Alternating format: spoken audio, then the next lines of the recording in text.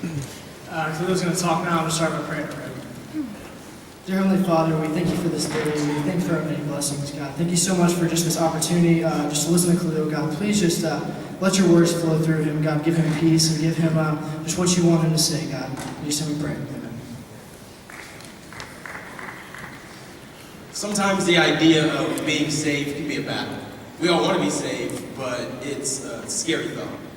When I was in the 5th grade, I lived in Texas, and I was going on a church retreat. It was like 100 degrees outside. So they decided to buy us tickets to go to Hurricane Harbor, which is a water park in Dallas. And as we were pulling up to this water park, I saw all the big slides and water rides, and I started to get scared because I didn't know how to swim. So, as I got off the bus, I went straight to the lazy river because you don't have to know how to swim to be in the lazy river. So I floated around for about 30 minutes, and then I finally got bored. So I decided I want to do something else. So I went and I got in a wave pool. Great idea. If you've ever been in a wave pool, you know that they have different levels of waves and they turn it up after a certain amount of time. So I was jumping with the waves, doing fine, got to about level 5, and I saw the biggest wave I've ever seen in my life. And the next thing I knew, I was underwater, kicking my feet, flailing my arms, screaming like a girl while trying not to choke on the water. And then all of a sudden it got a lot colder. Because my shorts flew off. And I didn't have anything under it, so I was naked and drowning. So I jumped in and grabbed me by the waist, pulled me over to the side, and was trying to push me up onto the side. And I kept saying, no, no. And they were like, why? And I was like, I'm naked. So they got me a towel, and I went and sat by the pool while they tried to find my shorts. And finally, after 30 minutes, they found them. So I put them back on, double knotted them. And then I sat by the pool for the rest of the day and shamed and embarrassed. Well, I want to tell this story because it was a funny story, but it also ties into what today's theme of the chapel is, which is being saved. Just like in the story, I wanted to be saved, but at the same time, I didn't, because I knew being saved had a feeling that I didn't want to feel, which was embarrassment.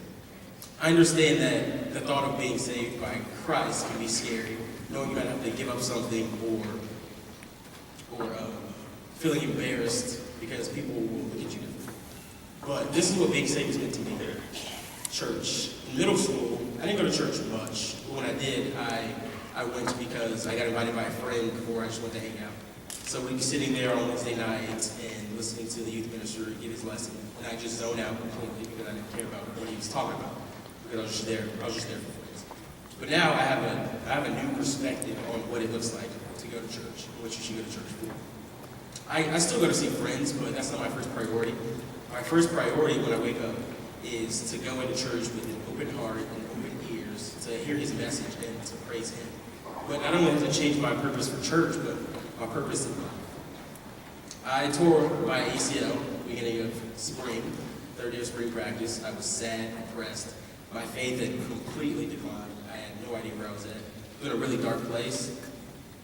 And I started blaming God for everything. I was very resentful of him that he let this happen at the beginning of my senior football season. But after I started rehab, I realized that I still had a purpose to be on the football team. My purpose was to be there to encourage and to uplift all my fellow teammates in practice or in the games, no matter if I was going to come back or not. But a bigger purpose in football is a purpose to serve. I went on a mission trip this summer. It was super fun. It changed a lot of things, and I just came back a completely different person. But you don't have to go on a mission trip to serve. I mean, you can serve here in Atlanta, you can serve here in the GDC. And I didn't need an ACL to serve, so I know that he still has a purpose for my life. And the third thing which being saved is meant to be is relief, because I am a sinner, I am not perfect, I need as much help as possible. And then I look at Jesus and I see that he's clean, he's prosperous, sinless man, and then I compare myself to him, and I just feel like a dirty person. And that's not how God wants me to be. God still has me, and he will not let me go under. I hope that all of you can experience the relief that I felt through all of this. This all goes with what I heard in a Bible study. We act out what we believe, not what we know. But sometimes it's even hard to know exactly what we know. Romans 10, 9 through 10 says that if you confess with your mouth Jesus is Lord and believe in your heart that God raised him from the dead, you will be saved. For it is with your heart that you believe and are justified, and it is with your mouth that you confess and are saved. The first step of being saved by Christ is believing in your heart and confessing with your mouth that he raised Jesus from the dead, and you will be saved. And if that's where you're at today, I will encourage you to not let fear get in the way of you taking that next step into being saved. And now, Ms. Johnson's going to come up and give us directions for our next.